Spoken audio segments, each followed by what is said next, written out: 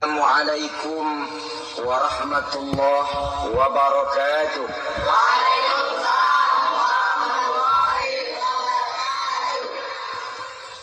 Alhamdulillah wassalatu wassalamu ala sayyidina Rasulillah sayyidina wa maulana Muhammad ibn Abdullah wa ala alihi wa sahbihi wa mawala. La hawla wa la quwwata illa billah, amma ba'du. Bapak-bapak, ibu-ibu, saudara-saudara kaum muslimin rahimakumullah.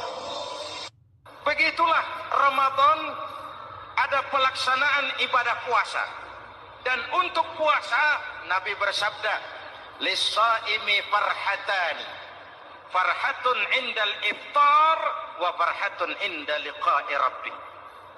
Buat orang yang berpuasa ada dua kegembiraan yang tidak dimiliki oleh yang tidak melaksanakan puasa. Dua kegembiraan. Pertama, farhatun indal iftar, kegembiraan menjelang saat-saat berbuka. Hati itu besar, rasa optimisme, padahal bukanya cuma sama tempe, sama tahu, sama ikan asin. Tapi entah makin dekat maghrib hati makin berbunga. Ada kebahagiaan yang tidak bisa diceritakan. Allahumma laka sumtu. Ya Allah, hari ini saya laksanakan perintahmu. Saya lawan rasa nafsu, saya tempuh lapar, haus, saya tunaikan semua ini. Itu kegembiraan yang puasa. Yang kedua, wa farhatun inda liqa'i rabbi. Kegembiraan kedua nanti di akhirat pada saat bertemu dengan Allah Subhanahu wa taala. Masuk surga nikmat, bertemu Allah jauh lebih nikmat. Hadirin yang saya hormati, bahkan di surga ada sebuah pintu yang khusus disiapkan bagi orang-orang yang melaksanakan puasa.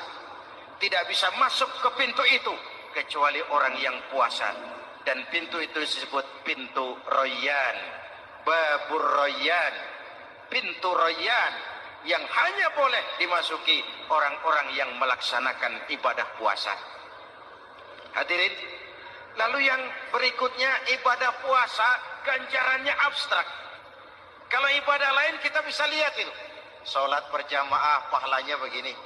Haji kalau mabrur pahalanya begitu. Sedekah pahalanya begini.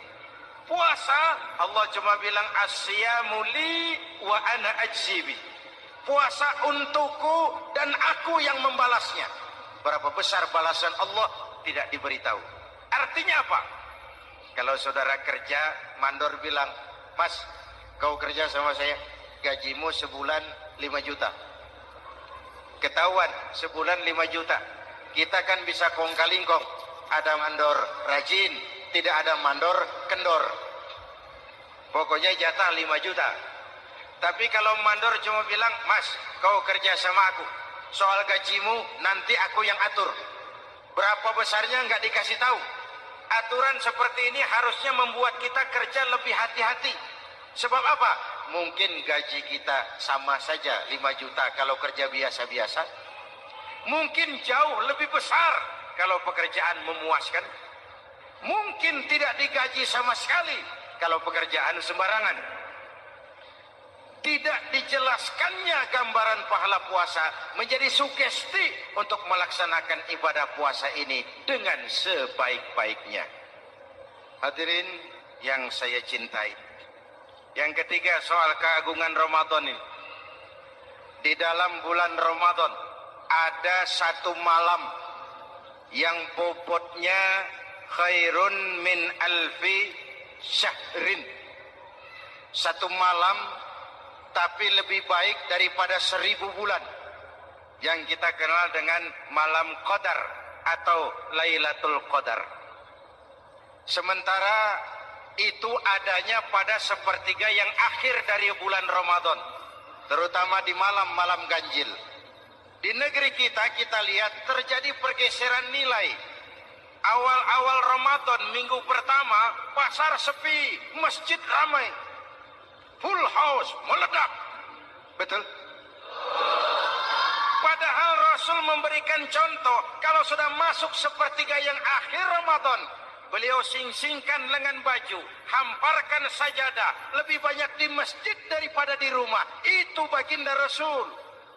Sing-singkan lengan baju, hamparkan sajadah, lebih banyak di masjid daripada di rumah.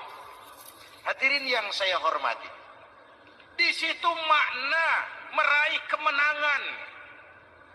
Karena itu lebaran lain dengan Idul Fitri.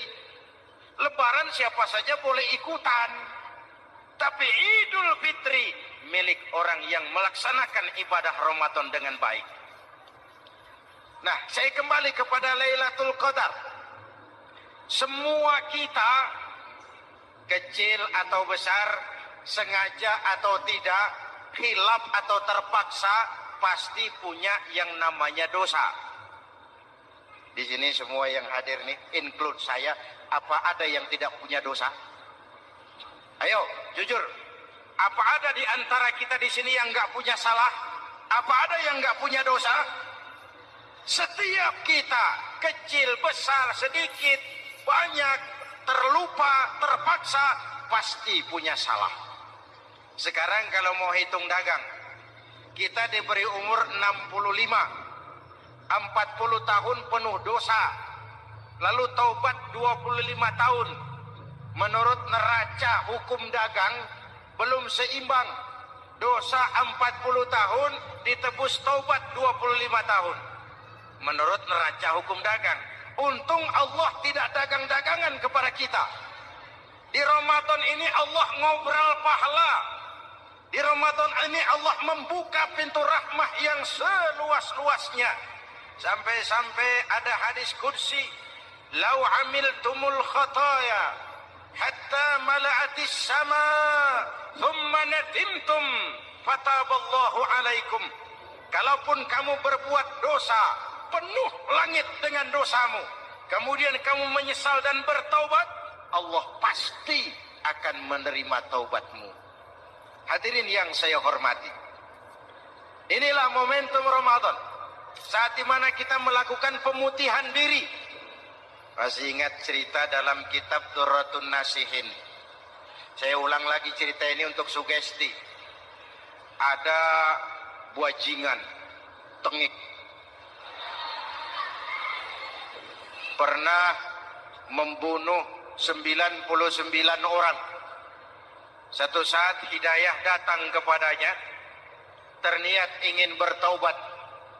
Dicarinya seorang ustadz. Ketemu ustadz kepala ngajar. Ustadz, ya, apa? Saya mau taubat. Diterima apa tidak taubat saya? Emangnya dosa kamu apa? Saya pernah membunuh 99 orang, ustadz. Ustadznya melotot. Wih, banyak amat. Enggak segampang itu nyawa hak prerogatif Allah. Cuma Allah yang berhak ngambil. Membunuh tanpa alasan yang benar, dosa besar. Dosamu kelewat banyak, mas. Enggak bisa. Dia vonis lebih dulu kayak surga milik bapak moyangnya. Ini preman kita pikir, ini ustadz saya niat baik-baik ngomong yang enggak enak. Nah, daripada 99 tanggung, saya lempengin aja dia urusan. Dibabat lagi ustadz, tamat, selesai, pas, cepet. Niat taubatnya masih terus. Dia mengembara sampai ketemu seorang ustadz yang bijak. Waalaikumsalam ustadz. Salam. Ada apa? Ustadz, saya mau taubat, diterima apa enggak sih? Oh, sebelum mentari terbit dari sebelah barat, sebelum napasmu sampai di tenggorokan, Allah akan menerima taubatmu. Boleh jadi dosamu besar, tapi ampunan Allah lebih besar dari dosamu. Begitu Ustaz. Iya. Cuman ngomong-ngomong dosamu apa sih? Ustaz, saya sih tadinya cuma bunuh 99 orang. Terus ada Ustaz ngomongnya nggak enak. Jadi saya cukupin 100. Oh, taubatmu diterima asal benar-benar. Cuma begini saja, kampungmu kampung brengsek tuh, lingkunganmu nggak sehat. Kalau kau pulang ke sana lagi, niat taubatmu bisa lentur dan luntur. Kamu pindah saja, hijrah ke kampung lain yang lebih baik. Baik Ustaz, makasih. Wah, ngepak koper, pindah. Belum sampai ke kampung yang dituju, ajal datang merenggut nyawa. Ketika ruh keluar dari jasad, ini malaikat rahmah dengan malaikat azab rebutan. Kata malaikat rahmah, ini jatah saya. Orang ini sudah taubat, tempatnya di surga. Kata malaikat azab, nanti dulu. Taubat si taubat, 100 bagaimana urusannya? Bertengkar. Akhirnya Allah mengutus malaikat Jibril, kau adili. Kata Jibril, ukur sajalah mana yang lebih dekat, kampung yang dituju atau kampung yang ditinggalkan. Ketika diukur, kampung yang dituju lebih dekat dari kampung yang ditinggalkan. Kata Jibril, dia jatah malaikat rahmah, taubatnya diterima Allah. Nah, kalau mendengar riwayat seperti ini, jangan diartikan bahwa untuk taubat mesti membunuh 100 orang. Ini harus diartikan bagaimanapun besar dosa dan kesalahan yang kita lakukan, jangan putus asa dari rahmat Allah. Sebaliknya, bagaimanapun banyak kebaikan yang kita kerjakan, jangan puas hati dan sombong diri. Kita belum tahu akhir perjalanan hidup ini. Kita hanya berbuat dan berbuat. Kepastian itu haknya Allah. Ada yang masuk neraka karena menyiksa kucing. Ada yang masuk surga walaupun sudah membunuh 100 orang. Bahkan kalau nanti saudara di surga ketemu orang-orang soleh, saudara nggak usah kaget. Itu memang tempatnya di surga. Saudara akan kaget nanti kalau di surga ketemu pelacur. Pelacur masuk surga. Penasaran, saudara samperin, Mbak Yu. Ya Mas, sampean ada di sini, apa Allah nggak salah wesel ini? Iya Mas, saya ini ada di surga sini. Padahal waktu di dunia dulu saya ini siapa, Mas tahu kan? Bang Mas juga langganan kan waktu.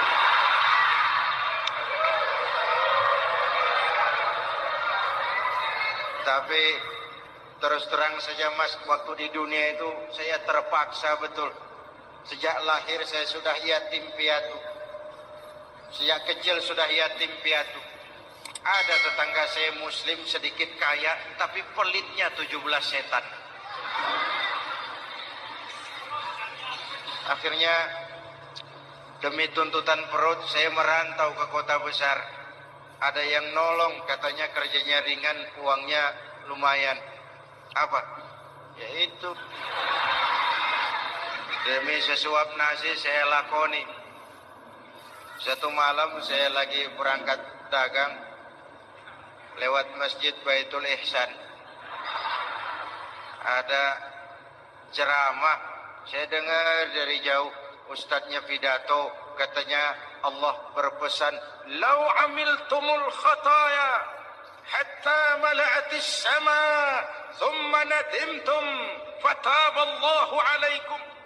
Kalaupun kamu berbuat dosa, penuh langit dengan dosamu, lalu kau menyesal dan bertaubat, Allah pasti akan menerima taubatmu. Mendengar hadis itu Mas, berlinang air mata saya. Terbayang dosa-dosa yang pernah saya lakukan. Terbayang orang-orang yang pernah menanamkan modal asing.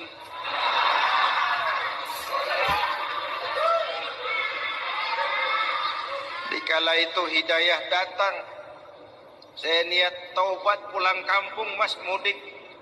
Lagi ngepak koper mau mudik, tamu datang, saya bilang mulai malam ini saya berhenti dagang. Taubat saya sebenar-benarnya, taubat saya diterima Allah. Walaupun mampir dulu, transit dulu di tempat lain, akhirnya saya sampai juga ke sini. Inilah Ramadan. Orang baik bukan orang yang tidak pernah salah, karena tidak ada orang yang tidak pernah salah. Orang baik kalau dia berbuat salah, dia segera sadar, dijadikannya sebagai pelajaran untuk tidak diulanginya lagi di masa yang akan datang. Maka Nabi berpesan, tuba liman syaghalahu aibuhu an uyubin nas.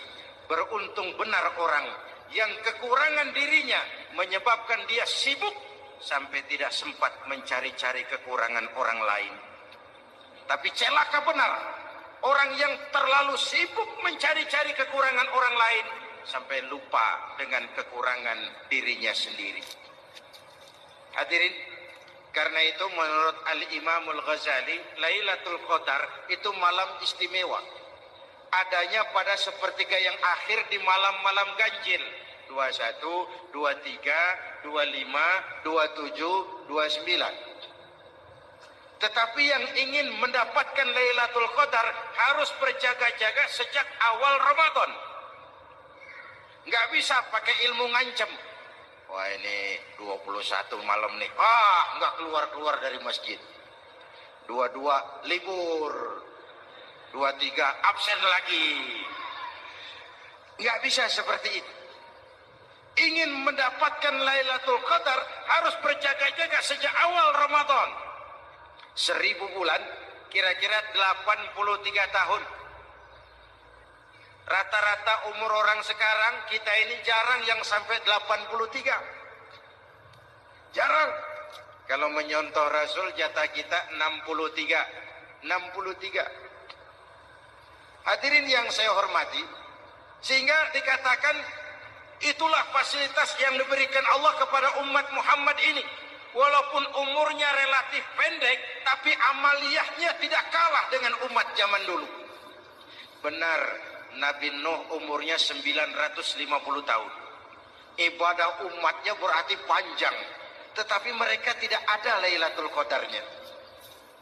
Benar, Nabi Adam umurnya panjang, 2000 tahun, umatnya rata-rata sekian.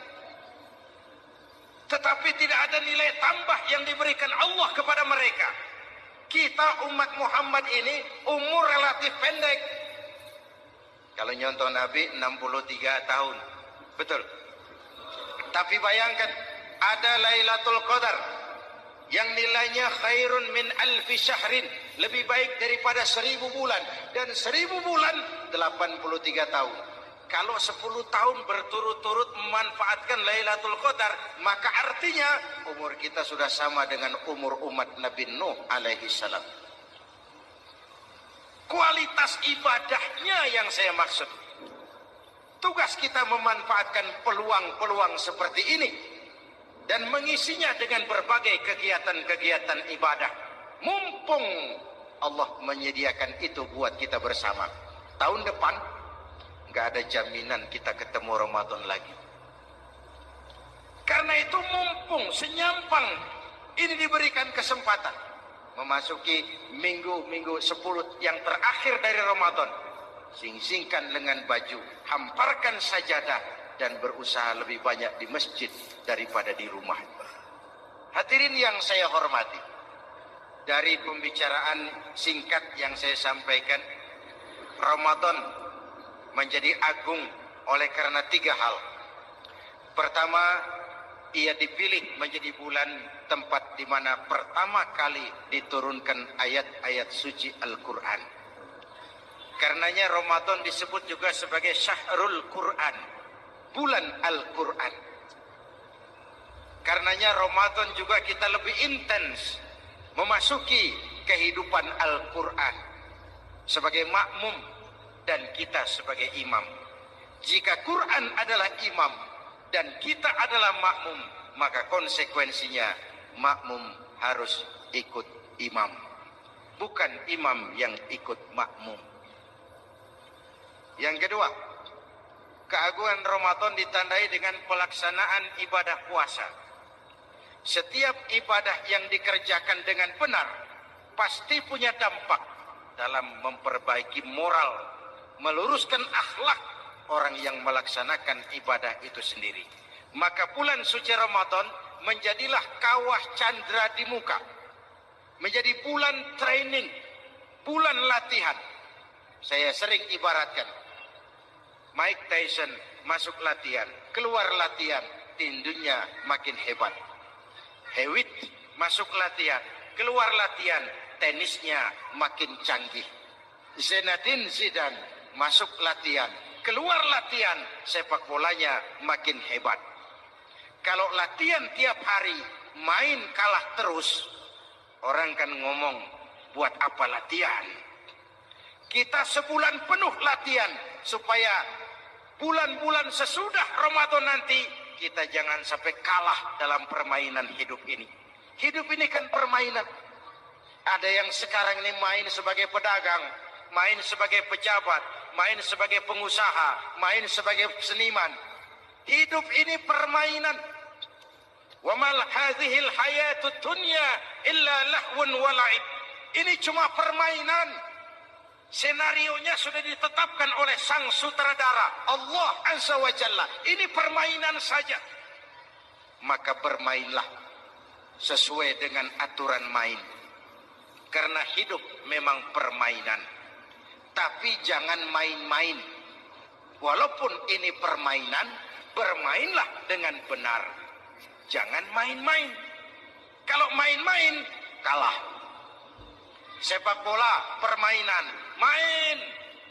Main-main, kalah. Bulu tangkis, permainan. Main-main, kalah. Hidup ini permainan. Main dengan benar. Main sesuai dengan aturan main. Main-main, kalah. Hadirin yang saya hormati. Karena itu, 1 bulan untuk menghadapi 11 bulan sesudahnya. Yang ketiga, ditandai keagungan Ramadan dengan ada nuzulul Quran. Diberikan Allah kepada siapa saja yang dikehendakinya. Semoga ibadah yang sudah kita kerjakan kiranya diterima Allah. Yang masih akan kita kerjakan, diberikan kita kekuatan zahir dan batin untuk dapat melaksanakannya dengan sebaik-baik.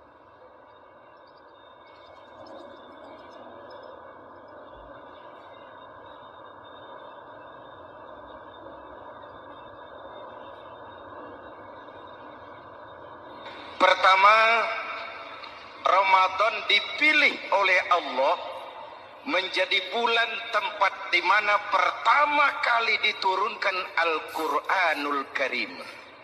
Kitab suci kita, imam kita, pedoman utama dalam melaksanakan berbagai kegiatan hidup.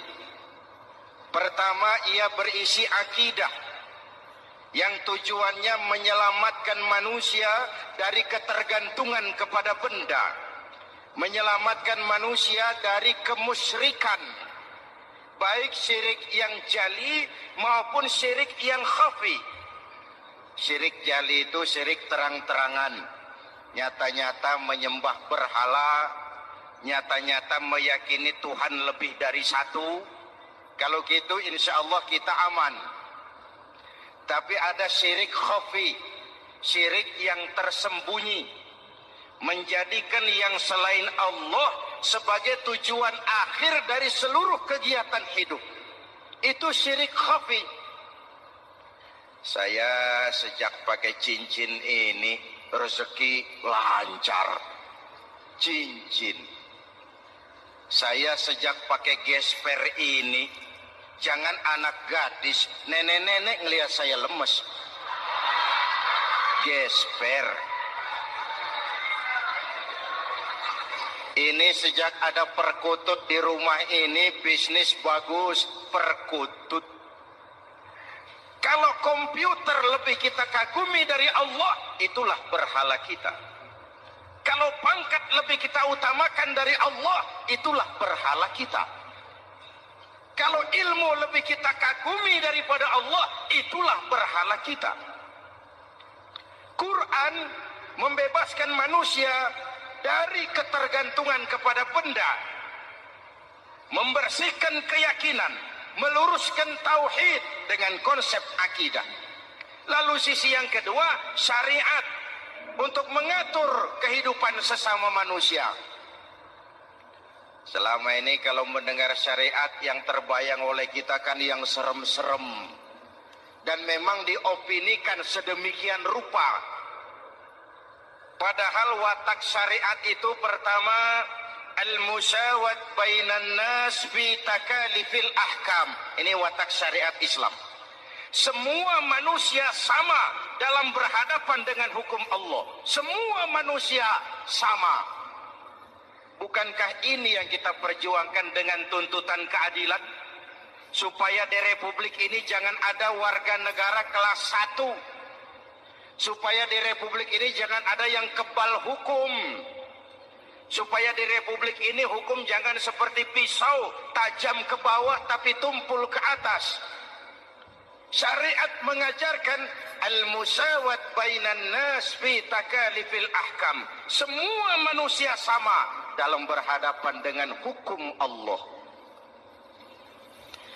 Ketika mengajarkan orang beramal, Rasulullah kepada putri kesayangan beliau sendiri berkata, "I'mali ya Fatimah, i'mali fa inni la ughni anki minallahi syai'a."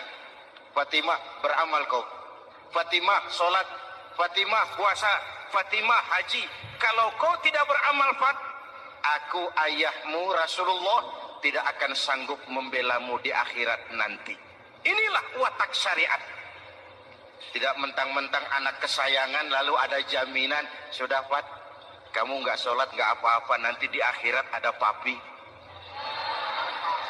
Tidak. Semua manusia sama dalam berhadapan dengan hukum. Andai kata Fatimah putri Muhammad mencuri, tidak usah orang lain, Muhammad sendiri yang akan memotong tangannya. Bukankah keadilan macam ini yang kita harapkan? Cuma sayang, selama ini banyak kita mengenal Islam seperti orang buta kenal gajah. Ada 3 orang buta dilepas ke kebun binatang, disuruh kenal gajah. Saya yakin laporannya lain-lain. Orang buta pertama bilang, "Pak, gajah tipis, lebar kayak kipas." Kenapa? Dia baru pegang telinganya. Orang buta kedua ngotot, "Goblok itu Pak. Yang betul saya, gajah kecil panjang kayak ular." Kenapa? Yang dia pegang ekornya. Orang buta ketiga lebih marah, dua-duanya tolol Pak. Yang betul itu saya, gajah tinggi besar seperti pohon kelapa. Karena yang dia pegang kakinya. Beginilah kita mengenal Islam. Seperti orang buta kenal gajah, frame of reference, kacamata pandangannya tidak total. Baru kenal kaki gajah, sudah sok tahu gajah. Baru kenal telinga gajah, sudah sok kenal gajah. Kemana-mana pidato, saudara-saudara, gajah tipis, lebar kayak kipas.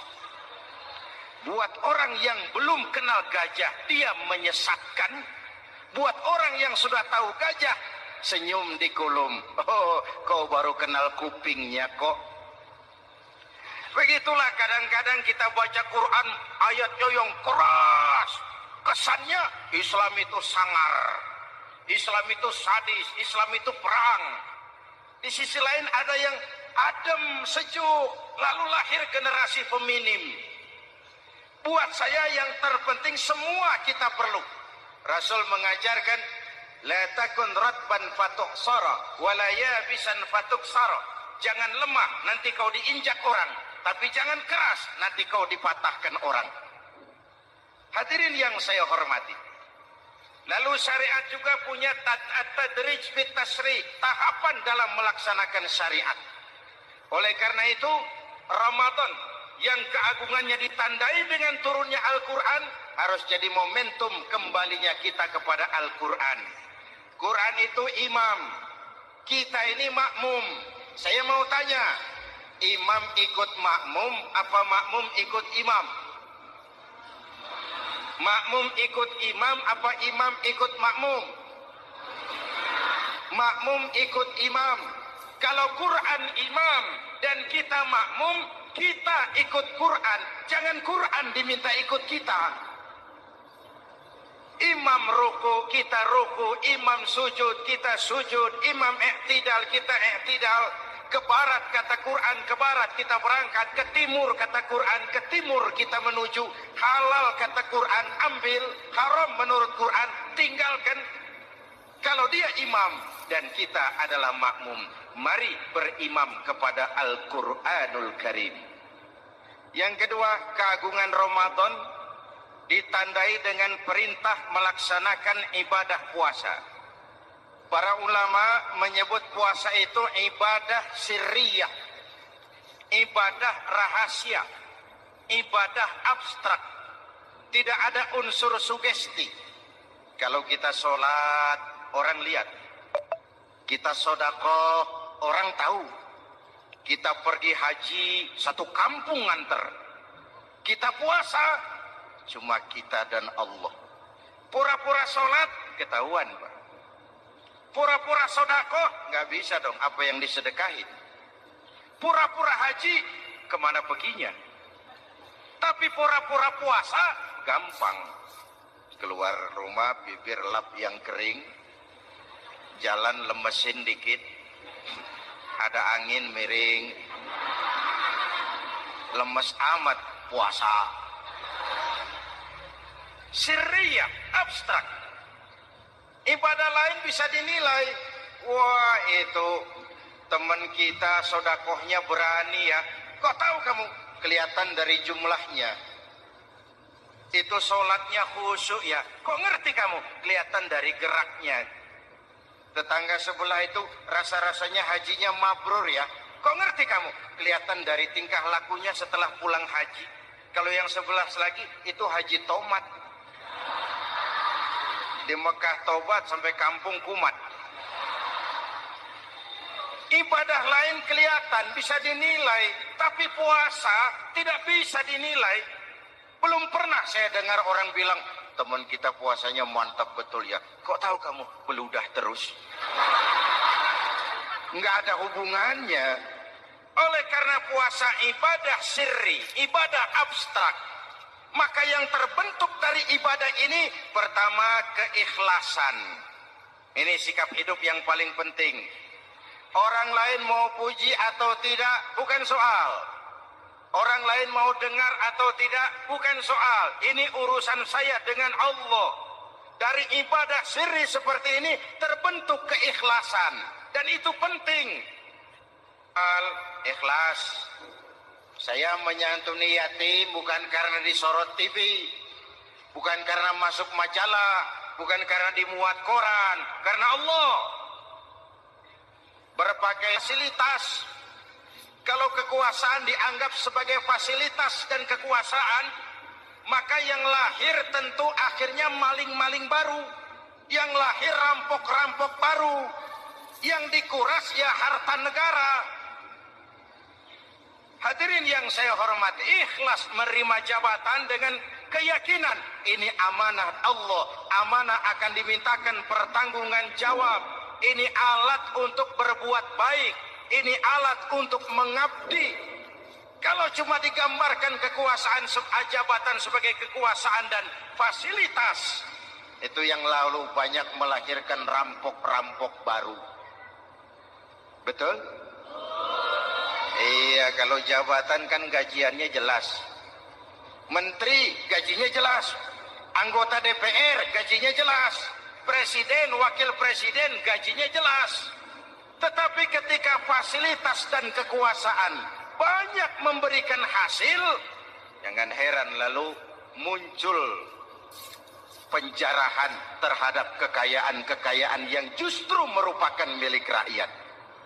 Ikhlas dalam menerima jabatan, ikhlas dalam berbuat, ikhlas dalam beramal. Lalu yang kedua, jujur. Tadi siang saudara sholat zuhur apa tidak? Sholat. Yang sholat? Ya enggak. Sebelum sholat zuhur kan saudara berwudu. Waktu berwudu kan saudara berkemur, memasukkan air ke mulut. Umpama waktu berkemur saudara korupsi, dikit saja airnya saudara minum, jangankan hansip, Jangankan satpam, jangankan polisi, teman sebelah pun tidak tahu kalau waktu berkemur kita korupsi. Kenapa kita tidak mau melakukan itu? Ada rasa malu kepada Allah. Alangkah positifnya kalau ini diterjemahkan dalam kehidupan. Sekarang kan kita berpikirnya Allah ditekan. Kamu korupsi ya? Iya, Tuhan kan tahu. Biarin, Tuhan mah tahu, nggak ribut. Nggak ribut katanya.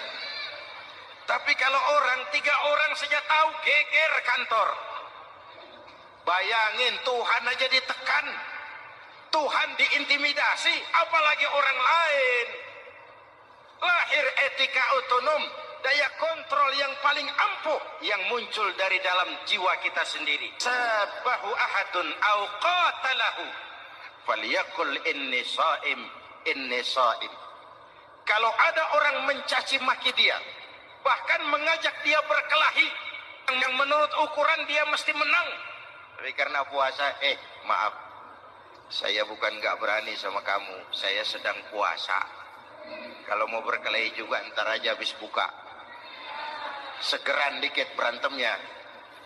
Inni shaim, maaf, saya sedang berpuasa.